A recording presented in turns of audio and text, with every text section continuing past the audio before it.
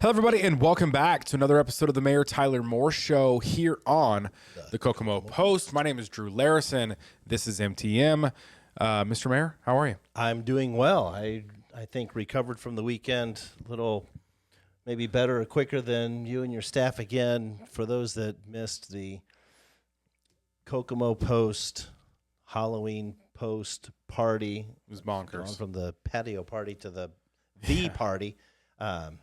You missed out on Friday. It was off the charts. It was very fun. Shout out to Bree Bragg, content director here at the Kokomo Post, and she put on a heck of a party on Friday night.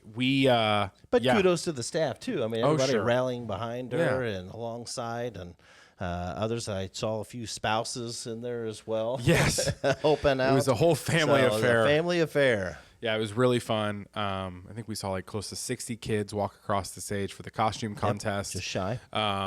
Kids and adults. Kids and adults. Kids of all ages. Yep. Groups. And thanks for being a judge on that again this pleasure. year. It's always really fun. Thanks for having me. As well as Aaron from Ivy Tech joined us on the stage on Friday night too. But yeah, man, it's crazy. You know, we started that event, on our office that was on Sycamore Street, and we had like this little patio out front, and we called it the patio party, and it has grown to now 2 city blocks, and it's really cool to partner with First Friday in Kokomo to do that for the October 1st Friday event. Yeah, it was just crazy. We had magicians. We had just so many people came out. Circus performers. Vendors. There was a bearded lady there on Friday night. And it was just really cool. Yeah, the coterie was there slinging burgers, had a bunch of like different drink vendors that were there. Great time. Everybody Perfect had a really weather. good time. Oh, really good weather. Like that sun went down. It was just really good. Yep. And then this year we did our first ever like after hours party at the Hobson, and that was really fun. Thanks to everybody who came out for that. Learned a lot with that event. We can do more stuff like that in the future. Really cool. Really fun time. Great job. So Great thanks work. to everybody that came out to that. You bet. This show is partnered with Robert Miller and That Son it is. Furniture. So let's give him the shout out real quick. Robert Miller and Son kickoff sale is here. Celebrate the season with 25% off store-wide, cozy sectionals, lazy boy recliners, and everything you need to make fall more comfortable. Whether it's game day in the living room or fall nights out on the patio, we've got the perfect seat waiting for you. But hurry. Just like the season, these savings won't last long. Shop today at Robert Miller and Son, where you'll find a team you can always count on for a win. See what they did there? I did. The kickoff and then watching the football. It's like a football and, themed. Yeah. A lot of football this weekend, too. A lot of football great this football this weekend. Yeah. If you are a college football fan, you know exactly why. And it was because of some games that happened this weekend. I know. A lot of shuffling. Yeah. Really fun. So we like to see. How was your weekend? Good. Full as well. And we had a family reunion on Saturday, so that's always a good time. Big cornhole tournament, Nice. and some trash talking by the cousins and such. I mean, this younger generation, so that's a lot of fun. And then kind of low key on Sunday, but all the kids converged. Our kids converged on the house. So my son was coming back through on his way to Chicago and hopped over, and so. It was the first time in a long time. Well, since 2 weekends ago, we were up in Michigan for the wedding. But always love having the 5 of them and their new. Love that. I saw that picture. Family's getting bigger, Yeah, you know. I know it. I love it. You got a Love it, porch love full it. over there. Very cool. Love it. Yeah, So it's tell good. me what's going on at City Hall this week. What's going on at City Hall this week? A lot of the same fall type of a rehab type of situation, still taking advantage of the weather to knock out some much needed paving projects as we get towards the end of the season.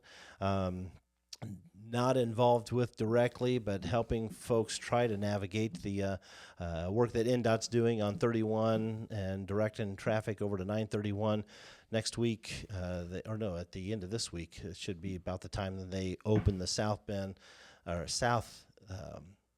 lane on 31, and then closing the northbound to do the same work that they did on that southbound. So it just doesn't alleviate the traffic on that got pushed to 931. Just shifts it from going from the north to the south, now the south to the north as they're working their way through. But excited to see that stuff get done. Yeah. But yeah, just navigating through what needs to be done.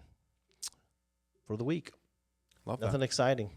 Nothing exciting. Nothing exciting. Well, at all. something happened last week out of City Hall, and the names for the new baseball team, which we've got some questions later. But like that's exciting. That's exciting. Yeah, so that's true. I guess tomorrow at noon is the formal press release. So is the voting done? No, the press release is just to announce that they're back in the Prospect League. Voting goes through the rest of the end of this week, and then the reveal party, if you will, is tentatively scheduled for Wednesday, October 15th. It'll be at the stadium. Obviously, the World Series playoff games are going on, so it'll kind of lead into a watch party for folks that want to come and hang out in the stadium. Very cool. We'll wait and see what the weather does. But right now, again, tentative Wednesday evening, October 15th at the stadium.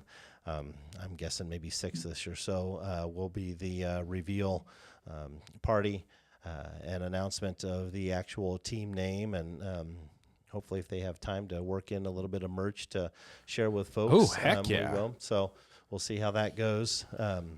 But no, tomorrow is just the formal press release along with the commissioner of the Prospect League announcing and welcoming Kokomo back into the Prospect League. I love that. Very cool. Yep. Yeah, I know people were getting really excited about it. And where did the name ideas come from? Was like a committee? Kind of. I mean, so Bullpen Ventures is the new team owner, put a list together. They sent it to us. We kind of milled through that. I sent it back to the selection committee that helped choose Bullpen Ventures as the new owner.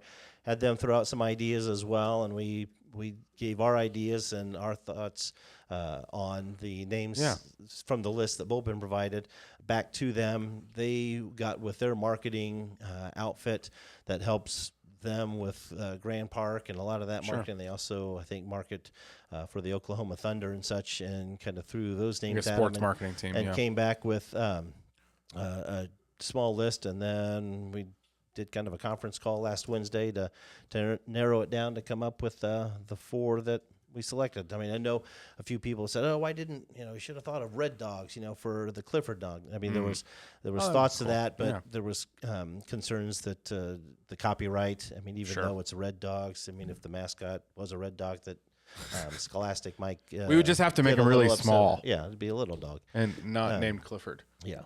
So, and I know a lot of folks are also throwing in, why don't we just stick with the Jackrabbits? Maybe change the colors. Yeah. I mean, we wanted a whole new feel for the new team and such. So, kind of working through that. We'll have a conversation with the commissioner tomorrow as well in regards to some of those options and see what we continue with as the week progresses. I love that. I know it's been a process to get this thing up and going again. And we don't even have a team yet, but like there's a lot of work that goes into it ahead of time. But I've loved to see the excitement online from people. Yes. Ready for baseball again to happen in the city of First. I love that. Betcha. Let's see. Hannah on live chat says, "Go Bears." Go Bears. Watching some football there. Go Bears. Stop Bears. Stop Bears. And then Eric says, "Go Kokomo Huskies." That's a throwback right there, isn't it? Love that. Very cool. That would have been a nice nod to the Hayworth alum that are still around. Which I'm guessing Eric maybe Could is be. one of those. Yeah, makes sense. Which you guys are already dropping questions in. So thanks for the live chat questions coming in. I'm pulling over to my notes. So if you have any questions for the Ask the Mayor segment, which we're going to begin here in just a second, leave it in the chat. I'll pull over my notes and we will ask your question live on air. You guys are always providing really great questions for us. So thanks for tuning in. Speaking of that, let's get into Let's hop into it. First question today is from Tiffany on Facebook. Now that the trash fee ordinance has passed, when will we be notified of processes of returning our blue totes for the second trash tote? We should get these prior to the fee starting on January 1st, correct? How do we tell the city which option we want? Tiffany on Facebook. Yeah, so around November-ish. I mean, that gives us 2 months to continue to plan and begin to start swapping those out, ordering extra ones that we need. I mean, so obviously a lot of the ordering and funds would need to be spent up front to swap out not only swapping out some totes, but ordering extra trash totes, because I have a feeling there's going to be a handful of folks that would rather have 2 trash totes than trash and recycling. So around November, right now we're working through the application that is created for those with income limitations, because that's one of the discounts on that fee, is that if you're under the 150th percent of income as determined by the federal government, you can apply for that discount on the trash fee. And so we've already got folks asking about that, so finalizing that form to make sure that that's in folks' hands. But then, yeah, so hopefully around November they'll be the same. There'll probably be an online feature, or obviously the opportunity for folks to stop in and either street department or city hall and provide that. So more details to come. Gotcha. Next question is from Hannah on Facebook. Okay. You've spoken highly of former Mayor Steve Daley in the past. Is there any particular reason you did not come to his defense when the city council president asked he be removed by police at the last city council meeting? Well, first of all, I mean, just to make things clear, and folks, I know it was after the meeting when the former mayor, as well as many others, I mean, there was probably about 10 to 12 that had approached the council or the council counter, their seats and such, to have words with them. But former mayor was not escorted out by police. He was having words with the clerk, and the council president had chosen I mean, in any case, the reason the police were called forward was because, one, there were a dozen people up there and emotions were heightened. Sure. And one individual actually approached and was having words with one of the spouses of the council members, which was kind of uncalled for. So the reason the police presence was asked to come to the front was to try and settle emotions and such. And actually it was the council's attorney, Corbin King, that came around, who's been a longtime friend of former Daley, that actually tried to calm him down and settle him down, and he was the one that then exited the chambers with him.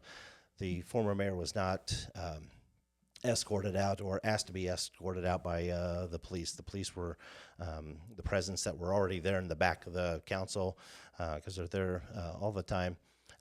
Was just asked to come and kind of settle the emotions that were happening up front, especially the individual that was getting a little hostile with one of the council members' spouses. That was, I mean, they were just there watching the meeting like everybody else and had no real dog in that fight. But so that was the reason the officer was called up, but the former mayor was not escorted out by a KPD officer or anyone from law enforcement. It was the counsel or the attorney for the city council, who's been a friend of Mr. Daley's, and had walked out with him. Got it. Yeah. Next question is from Alec on Facebook. It has been reported that city employees that live out in the county bring their personal trash from home into the city to their respective departments and dispose of it for city crews to pick up. Now that the city residents will have to pay for trash pickup service, will you be holding your department heads accountable and stop allowing this practice to happen? Alec on Facebook. Okay, I'll have to look into it. One, I didn't know that Trash that was talk. happening, but if they're bringing it in and leaving it with friends or individuals within the city to be picked up, I guess that's up to the property owner, or if it's a friend or someone allowing them to do it. But if they're bringing it to their department and placing it in maybe the dumpster or something, I mean, yeah, I can have that conversation with our department heads. I didn't realize they were doing that, but if they've got a specific example that they can share Sure. with us, shoot me an email at mayor@cityofkokomo.org, and I can look more specifically into that situation. But yes, I mean, I will impose upon our department heads to encourage our employees, not to do that, depending on what they're bringing in. I guess I wasn't aware of any of that. Gotcha. Next question is a broad one from Colleen. Okay. When will these elected representatives listen to their constituents? Colleen on Facebook.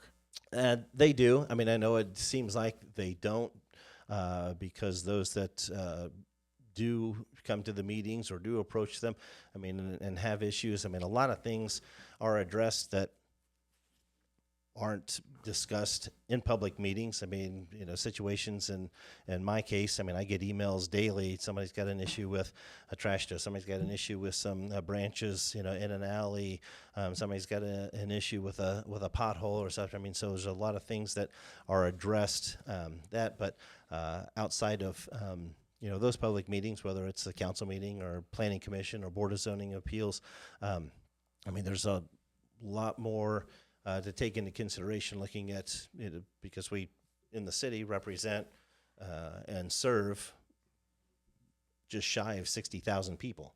And so, the decisions that are made and the services that are provided, we're not always going to make everybody happy, and it's not always going to be what somebody wants. I mean, you're going to have somebody that for 10 years is saying, pave my street, pave my street, pave my street. They're not listening to pave my street, but we're still working our way, around on other streets that are in certain standards in greater need of attention than others. I mean, just like other issues. So it's not that they don't listen to the constituents. We do. It's just that not always decisions that are made are, as in the end result for those that may be asking for something to be addressed or not addressed.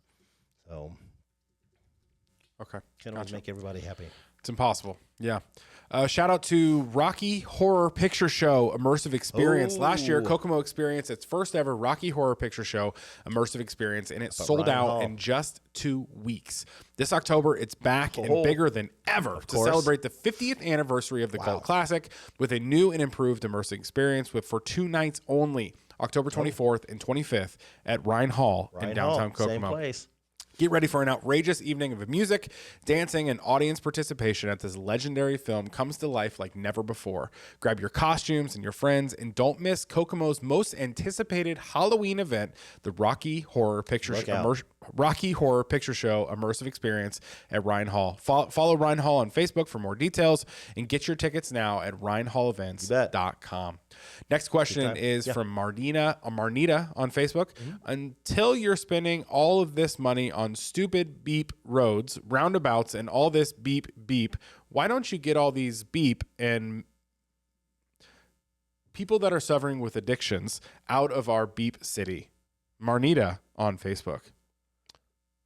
Oh, by the way, there's an editor's note on this. I like roundabouts, and I think they're good at reducing traffic. Okay. So I think she's upset about with all the expletives. So we're spending more money on the roads as opposed to spending more money on sending people with mental health issues that are considered homeless out of our community. I think she's upset we are spending more money on so much money on roads, an example like roundabouts and things like that, instead of spending that money on getting people with addictions, crackheads or meth heads, she says, out of our city. Oh, Marnita. Okay. I guess priorities. I mean, we still like to take care of our infrastructure. I mean, a lot of folks pay taxes for services, and those being the maintenance on our streets and roads. The individuals that are here that are dealing with addictions or mental health issues fortunately have services, either at the Rescue Mission, Turning Point, for City Recovery, CAM, Family Service Association. I mean, we can go down the whole list, Gilead House. But I guess what we're doing through law enforcement now, addressing those are, I guess, I think a little more humane than what may be suggested as with the number of expletives that were included in. But I guess we're doing what we can to address homelessness because a lot of those do have situations that we don't know or can't understand or can't relate to. But at the same time, being responsible with what we have in order to address the city's needs in regards to road infrastructure and services. Sure. Next question is from Tiffany. Yeah, I think that was like a keyboard warrior moment. Tiffany on Facebook. Why do you let a construction company restrict roads so close to a school and without proper notice? You have Maine closed, inconvenient due to the fact that pickup at Central Middle School, I'm guessing. Most come from the south on Union, and getting there is difficult. You let them close Superior multiple times, including today, and their fences are already too far out in the road. At one point, it is almost one lane. Union, the fences are also too far out, causing traffic disruptions. Fall break is in 2 weeks. Let them have those streets during school shutdown, but when classes are in session, those streets need to be open. Don't you need a permit to close streets and 60 days notice, maps, etc.? Tiffany on Facebook. Well, talking about the closure just that they had requested this afternoon, that our post said that they would have it open no later than 2 o'clock. NAO was open before that. I think it was open at 12 anyhow, so it didn't take them as long as what they thought they were going to. But actually, with that size and scope of a project downtown, it's unfortunate that it's that close to the school, but the Hagerman Group, in partnership with our engineering department, I guess in my opinion, does an outstanding job keeping things contained as best they can with as much equipment and with, again, the size and scope of the project on that block. And they kept or got Superior Street back open. Yeah, Main Street, unfortunately, that needs to be closed because they discovered a pipe that's probably close to 100 years old that had issues, and so there's a big gap in the street, and so that's the reason, the main reason that Main Street remains to be closed. But no, I think that, yes, the fences encroach a little bit, but typically if it's heavier traffic, they send some dedicated workers out to help control traffic, and so yes, you made point that if you want streets closed, you got to, for events, whether it's, a block party or a run or something.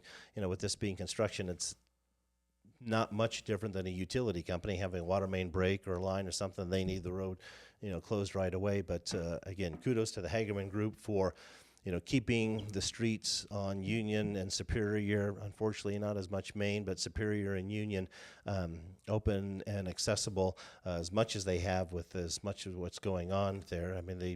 They and we try to do the best we can to inconvenience folks as little as possible, recognizing that, at drop off and pick up, on Union, I think Hagerman purposely tries to avoid, the 7 to 8 o'clock hour and the 2 to 3 o'clock hour as well, with things coming and going at that time. So yeah, as a parent who has that drop off process on my morning routine, it's fine, and it's not that big of a deal. They are not even really out there much working at that time yet when drop off is happening, but also you can't change the entire construction process for a few hours that happen during the day. Yep.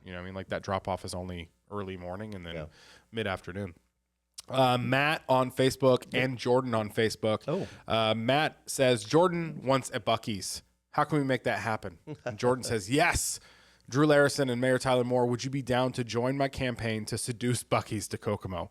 The use of the word seduce is interesting to me, yes. But it's appropriate, I think. Sure. How do we seduce Buc-ee's to Kokomo, Mr. Mayor? We would have to find ground suitable for them in an area that still fits within the current ordinance, because right now, with the number of gas station, convenience store operations that have been built and developed in Kokomo, it was starting to get a little out of hand, and so we put the existence in place. Buc-ee's is more than a gas station.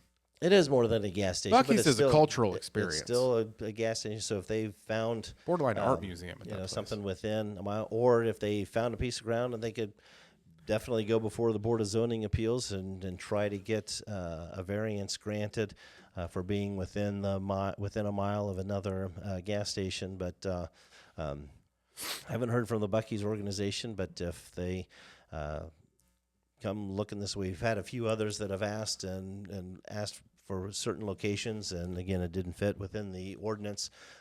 Told them that they could just as easily kind of roll the dice with the Board of Zoning Appeals and see if a variance could be granted, but haven't seen anything from any of those yet, so haven't heard from Buc-ee's. Gotcha. Let's see. Next question is from Audrey on Facebook. Why does he feel his helicopter pad is more important than putting in the paperwork to feed hungry children? Audrey on Facebook. She must be talking about the governor. Maybe. Unfortunately, this is so, not the, what's his name, Mike Braun? Mike Braun. This is not the Mike Braun show. Yeah. The Governor Mike Braun show. Can't speak for him. I don't have a Okay. heliopad and even any room for one. But Oh, you're right. Yeah. He did add a hell. Yeah. Yeah. Oh, yeah. Wrong show. so yeah, so Wrong. can't speak for the governor. Yeah. Wrong. Question it myself. Government constituent person. Okay. Next question is from Aaron on Facebook. Hi, Mr. Moore. Hey. I did my research and I Great. want to propose commuter to rail connecting Fort Wayne, Marion, Kokomo, and Indianapolis using the existing railroad infrastructure. Here's why this makes sense. He really did do his research, by the way. Okay. The rail lines already exist. Norfolk Southern runs from Fort Wayne to Marion, and the Central Railroad of Indianapolis connects Marion through Kokomo. We're not talking about building new tracks. We have proven demand. GM moved workers from Kokomo to Fort Wayne, and IUK professors commute daily from Indianapolis. They should just move here. Systems like Chicago's Metro charge $1 to $5 per ride and use similar arrangements with freight railroads. My question is, can Kokomo work with NDOT, Fort Wayne, Indianapolis, and Marion to commission a feasibility study? Could we form a regional transit authority to negotiate trackage rights with the railroads and explore partnerships with existing services like the South Shore Line or Amtrak? This could provide affordable transportation and economic development without the billion-dollar cost of building new infrastructure. Aaron on Facebook. If I'm not mistaken, I think a feasibility study was done just for high-speed rail from South Bend, Indianapolis. There's probably well over a decade ago, maybe almost 20 years. So not sure. We'd be happy to participate. I mean, that's going to be That's a project, Aaron. project and initiative far greater than Kokomo or even just our North Central Indiana Regional Partnership region. But I guess if the desire or demand continues to be there or continues to grow, we'd be happy to look at that. I mean, as he pointed out, be working with a handful of different railroads, and as difficult as it is just for us to buy short stretches of rail here in Kokomo within the city limits, not even and even some outside of the city limits, the track down, just trying to come to an agreement with two different railroad companies there has been difficult for us. Not to say that a regional or statewide approach couldn't come into play, but because so many different railroad companies own those different lines, I think trying to come up with a set lease payment to them or payment in general to buy all those lines to do would be rather difficult. But Be a big project. always open to discussions. Hey, we are the crossroads of America. We are the They call crossroads us of here, America. Yeah. That is if true. anybody can do it, it's us. Next question is from Lori on Facebook. When will the conference center and new hotel be open downtown? Because I'd like to get a job at one of them, and my daughter also needs a job. Thank you, Mayor Tyler Moore and Drew and the Kokomo Post. Lori on Facebook. The convention or the conference center is slated to be open March or April of next year. Hotel probably July or August.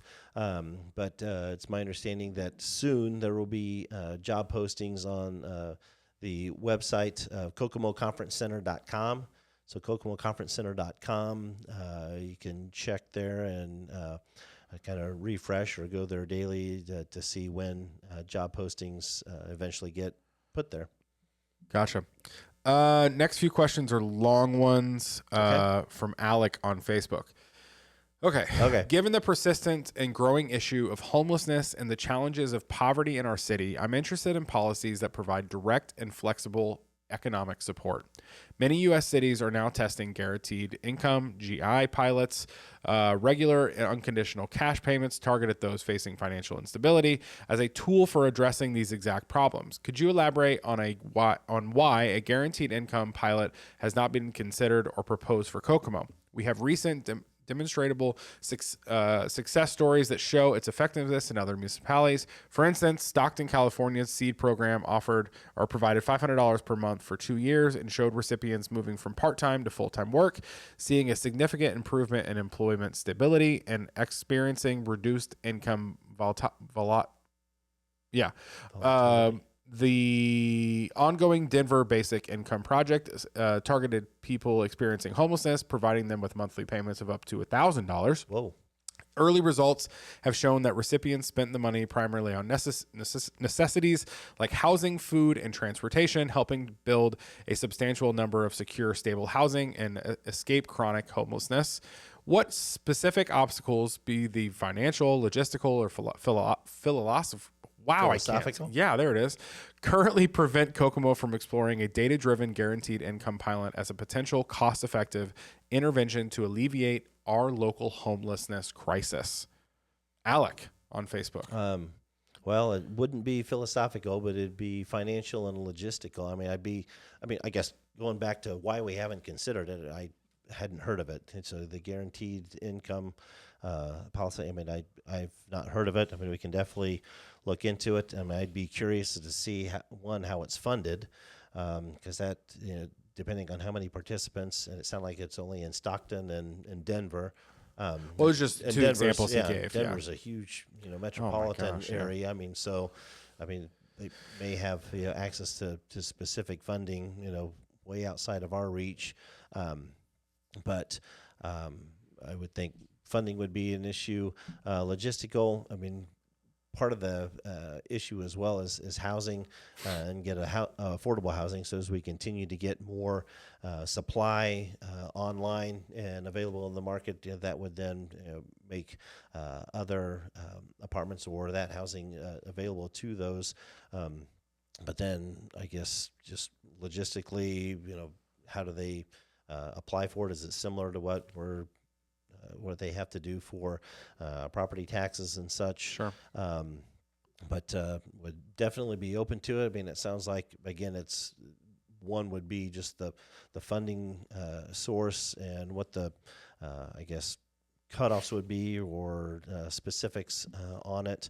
I know that back post-COVID, when we had ARPA money, there were issues that we looked at potentially earmarking some of those funds on the hard-to-house, and met with land or investment property owners, those that landlords that had rentals available at the time, and when folks were struggling to see if any of those that attended that meeting would be interested in a program similar to that we would use ARPA funds for a set amount of time to help the hard to house kind of subsidize the rent that they would receive, and didn't really get a lot of interest then as well, because I think landlords and investment property owners want something stable. They didn't want to look at something that was only going to be a handful of months or a year or even a couple years or something. So one, if there was the availability and partners willing to work with that, but then I think just the biggest hurdle would be funding. What would the funding source be? Sure. And and what would the cutoff? How many would it be available to support and such? But can definitely somebody taking notes back at City Hall about it. We can look in to see what that program look like, how it's funded, and logistically what it's like. Grant, maybe. Could be. Something yeah, like that. I have no idea. I hadn't heard of it. It'd be interesting too. That grant would be interesting just due to cost of living in different cities. Obviously, like Denver is one of the fastest growing communities. I was there years ago, and they said the city planning has gone out the window because there's just apartment complex, and it's just scattered. So they've grown so quickly that it's hard to actually organize where new construction is going. So that means cost of living is skyrocket probably compared to Kokomo. Yeah. those payments wouldn't need to be as much to, Sure. start a plan for yourself in Denver, Colorado as it would for Kokomo. So be interesting. Yeah. Alec has one more question as well. How do you plan to attract a grocery store, or in the words of our friend Jordan, seduce a grocery store to the north side of Kokomo? The far north end is a food desert.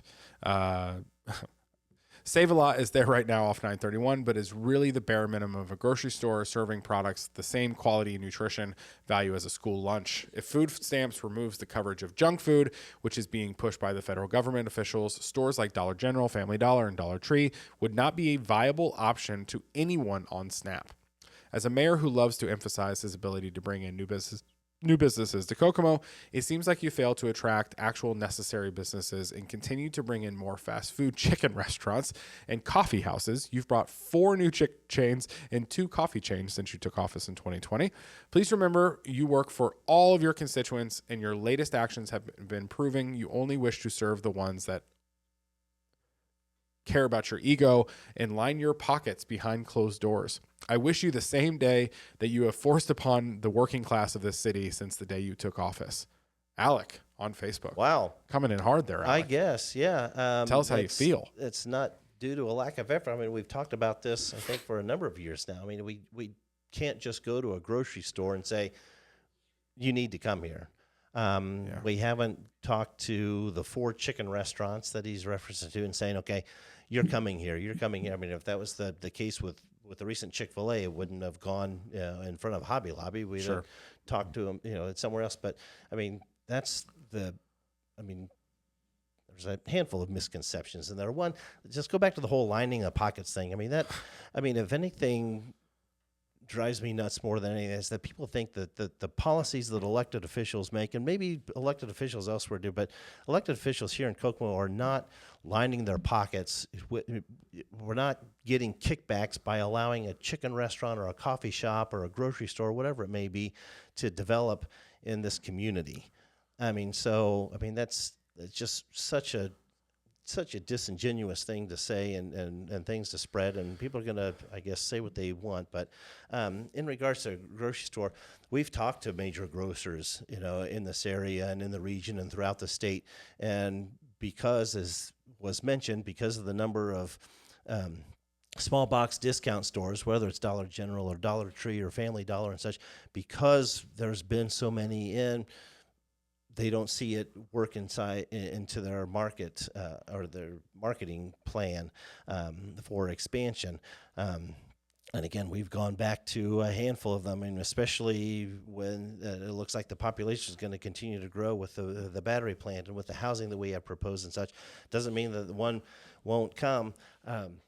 But again, it's not due to a lack of effort. I mean, our development department has been working on that since before I even took office. It's not that, that I've failed to do it, that Mayor Goodnight's failed to do it, that Mayor McKillop's failed to do it. I mean, go back. I mean, it comes to the stores and the private industry themselves.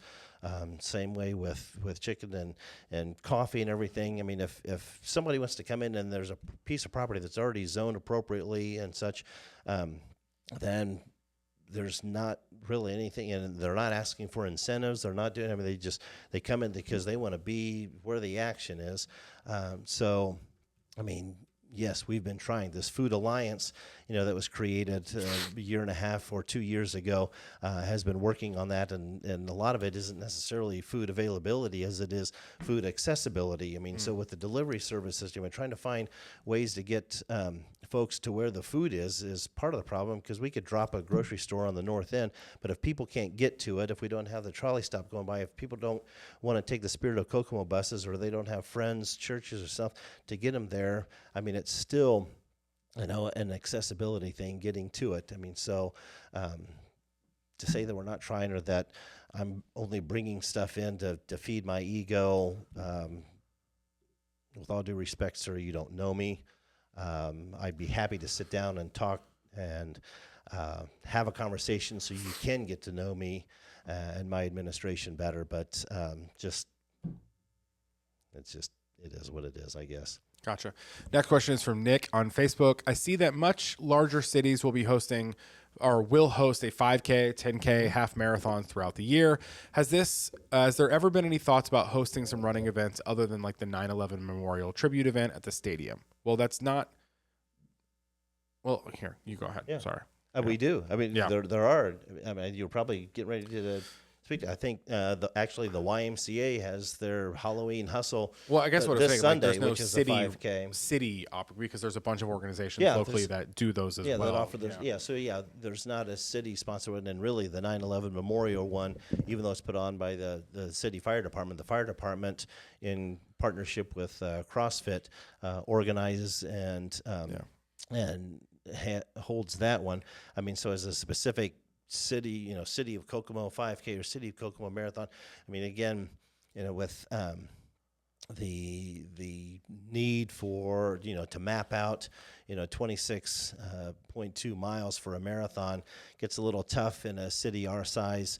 I mean, heck, people light up social media when you close streets down, just for an event in an afternoon or something in a specific area. So if we try to map out 26 or so miles, gets difficult. But yeah, because so many organizations and nonprofits have 5K races themselves, and there are longer races in communities within an hour's drive from here, there's not been really a need to have longer races. I think there's even been talk of, having maybe a 10K or a half marathon along our trails, but then we're still blocking off streets all along the trail as they cross. But with the number of 5K benefit runs that we have here on a regular basis, I encourage folks to support those. Yep. There's a lot of great organizations to put those things on. I feel like, obviously it slows down during winter, but the YMCA has the, what do they call it, like Halloween hustle. I think it's coming up this Saturday. Yeah. Oh, it's this Saturday. Yeah. And you're right. CrossFit Kokomo works with the 9/11 one. There's the library has the Rudolph Run. That's a 5K. You and I have always joked about I want to do a marathon on the trail system. Just going like up and down inside Kokomo. I guess we could go out to Jackson Morrow. I mean, the path around there is 1 mile, so we could set that up and have 26.2 miles. Just laps on that. Yeah. Next question is from Jim on Facebook. Mr. Mayor, since it has been so dry and no rain, I have had to resort to using city water for watering my raised garden beds, which I don't have a problem paying for the usage of the water. What do I have a problem with is paying for wastewater fees that I'm not using. No runoff going into storm sewers. My vegetables are consuming it. Jim on Facebook. Yeah, so as he alluded to, the water utility through the city is tied to your water usage, but there is an ordinance in place that allows folks one time this was passed, again, probably 20, 25 years ago or something. So there's an ordinance in place that allows customers or property owners to request a one-time adjustment on their wastewater utility bill over a set amount of time. I think it's within a year's time that you can work with our utility company. Now, again, in a lot of cases too, if there's been a leak in somebody's pool, if there's been a leak in somebody's business or home or something, and an adjustment is made by Indian American Water, that translates over to wastewater utility. Or if there's no adjustment there, again, there's that ordinance in place that over a certain amount of time, folks have a one-time opportunity to request an adjustment on the wastewater utility bill because of again, an issue or extensive use and such. So, got it. Okay. That. Tony on Facebook, I think Kokomo and other communities should do their due diligence when it comes to data centers. The companies behind these data centers expect large tax breaks, etc., yet produce very little in the way of jobs or other benefits. Just because you can doesn't mean you should. Tony on Facebook. Makes sense. So if any are looking at the Kokomo area, we would take that into consideration as well. You're right. Any industry anymore. Even some of the housing development and such, if they've got mixed use, are looking for incentives because it's costs just as much here as other places, but the return on that investment is a little less in our area or in our market. But as for data centers, I mean, it may not be a handful of jobs, but it's the increased AV that comes into play that brings the additional tax revenue with that. Again, probably over time, because there's usually abatements that are granted as part of the incentive of landing it. But those are things we'll definitely take into consideration if we have a data center looking at Kokomo. Got it. Next question is from Ron's Town Car. Okay. On Facebook. Is he still letting Paul Wyman control him? Question mark. Ron's Town Car on Facebook. Okay. Don't know what he's talking about. I guess I need a specific example. Do I know Mr. Wyman? Of course. Have I worked with Mr. Wyman? We were not necessarily. We worked with each other in business, his real estate, my title insurance, before we were both even in elected office. But I don't know what they mean about controlling. He's not been a member of my administration or part of the any of the city elected officials or even appointed boards outside of the alliance, the North Central Virginia Regional Partnership. But I guess I would need a specific example that he's talking about to properly answer his question. A little bit of a troll there from Ron's Town Car. Next question is from Stacy on Facebook. How about bringing back an American food buffet? This topic always makes me. Yeah. I was thinking that the place that was Golden Corral, and then it was 99 buffet or whatever. Oh, I think it's Bowl. I think it's reopening, and I believe it's a buffet again. But it is, but it's like Mongolian barbecue or something like that. Yeah. What would American food buffet be? I don't know. It's like a bunch of burgers. Could be. What is American? Yeah, I don't. Food I mean, there aren't a ton of buffet restaurants really anymore. I know some pizza places still have lunch buffets and stuff. But yeah, I think COVID kind of put the kibosh on some of that. But no, because of the amount of restaurants and such that we have on there, again, going after industry that would bring jobs outside of that, because we've got plenty. If there's one in particular and they want to get us connected with a buffet restaurant in mind, we'd be happy to talk to them to see what their appetite might be about coming to Kokomo. Yeah. Carol on Facebook. Here's my question. Okay. Here we go. Who came up with the 4 options put forth by the city to name the new baseball team? Kokomo Tropics, Kokomo Torque, Kokomo Steel, Kokomo Creek Chubs. Can we stay with the Jackrabbits? I think it was a good name. Jackrabbits was a good name because we're starting fresh and starting new. And back in the Prospect League, we wanted a fresh start. And also, the previous owner still owns the right to the Jackrabbits name. So there would be the issue in getting that from that organization. But the 4 names, we talked earlier about it. So the Bullpen Ventures, who's the new ownership group, put together a list. They sent it to us. We kind of combed through their list, put some suggestions of our own, got it back to the new team ownership, and they worked with their marketing company to kind of narrow it down. And then we had a conference call, and so there was a small group that narrowed it down to those 4. Got it.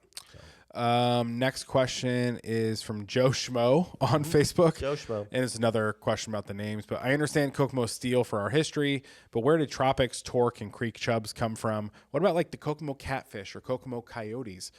Noted, by the way, all of those were spelled with K's because that's what we do here. I know, and I was hoping that, whatever we would go with, not really interested in spelling a hard C with a K. But so the Tropics, kind of a nod to the Beach Boy song Kokomo that kind of helped Kokomo change its identity from, automotive to tropical or beach. Yep. So that was kind of because they also took into consideration the opportunity for theme nights and, marketing and that, and so that's why they came up with Tropics Torque, kind of a nod to the automotive industry. The power in engines and such. Giving a little bit of the torque power that automobiles, muscle cars bring. Steel, Kokomo, stainless steel was invented here in Kokomo, as well as having the old steel mill, and then Haynes International that works not necessarily just in steel, but in precious metals and other steel type of products. So that's kind of where that encompasses came in. And the creek chubs was just kind of fun. It's a large minnow fish. We've got a variety of fish in our creeks and in our reservoir and such. Probably not a ton of minnows to begin with, but it was just kind of a fun, marketable type of weird fish name that somebody came up with, and the marketing guy liked it. I mean, as soon as that's been out, I've had a lot of people saying that if we go to that, they definitely want a T-shirt. So, man! But we'll see. Like I said, we need to run those past the Prospect League to make sure that. Depending on their agreement with Bullpen, that they're good with what's being considered. Which I will say, our good friend Kyle Gibson over at the Coterie and helps out with the Kokomo Summer Concert Series. He's a big fan of the Creek Chubs because I think he's a Cubs fan. And the Go Cubs Go, we could just kind of adapt that. And it'd be Go Chubs Go. Go Chubs. I mean, right? It's got legs. Ironically enough, it's a fish. Steve in the chat says, have Kokomo vote on a name. That's what we're talking about. Let's go to the city's Kokomo Facebook page. And Facebook there's a page. link, and you can vote from there. That's what we're talking about, Steve. All right, let's get to the live chat questions. First one is from Rob on live chat. The beautiful waterfall structure outside the second parking garage hasn't run all year. Is that because of the convention center and water line issues? Rob on live chat. Actually, it's a software issue. So, because the jets, I'm sure he's talking about the fountain out front of City Hall. That's what I was assuming too. Yeah. Yeah, because the jets are synchronized and has lights and it's such. It's actually a computer software issue that we've needed to address and haven't. So that's unfortunately where that lies. The gentleman that formerly was the software guru for that fountain no longer works for the city of Kokomo, so I'm trying to find a way to get that addressed and hopefully back on by next spring. Got it. Scott says, no Chubs. Stop it. Can't stop the Chubs. Next on the live chat is from Jake. The city needs to trim the bushes where I fish at UCT Park. I keep getting caught up in them. Jake on live chat. I'm assuming on the UCT Park side, so we'll have Parks Department check that out. I know there's going to be some creek work done all along the bank, primarily closer to town on the south end of the Hotel and Conference Center, and so hopefully they'll just continue to work their way down. But yeah, we can look into that. Got it. Overgrowth at UCT. Jerry on live chat. Thanks for getting the water park up and going in Jackson Morrow Park. The families on the south end are enjoying it. I understand there was a slight delay because of the water lines, but it was worth the wait. Awesome. Jerry on live chat. Awesome. Thank you. Yeah, that's why at last Thursday's State of the City Chamber lunch, I did take full responsibility if people wanted to blame someone for this unseasonably warm autumn weather, so that folks can continue to enjoy the late opening of the splash pad in Jackson Morrow. Next one is from Garing on live chat. Thanks for being a good fan of the show, Garing. You're always here with good questions. In a community where folks are unable to afford a $10 trash fee, it's time we address incomes. What, in your opinion, is a fair minimum wage in Kokomo? Will you call on Republican Heath Van Etter, who chairs the House Committee on Employment, Labor, and Pensions, to stop blocking efforts to set a fair minimum wage? When is the last time the minimum wage was changed? I feel like when I was a teenager. I was thinking it was more recent than that. Well, I'm pretty young. That's true. You're not that old. Yeah, I definitely have a conversation with Mr. Van Adder, really any of our state legislators that it's 2009. Have that. Okay. Yeah, I graduated in 2008, so I was right on there. Just a kid. I know. Yeah. I know. But yeah, fair minimum wage. I don't know anymore. I mean, something a little over $15, definitely as minimum.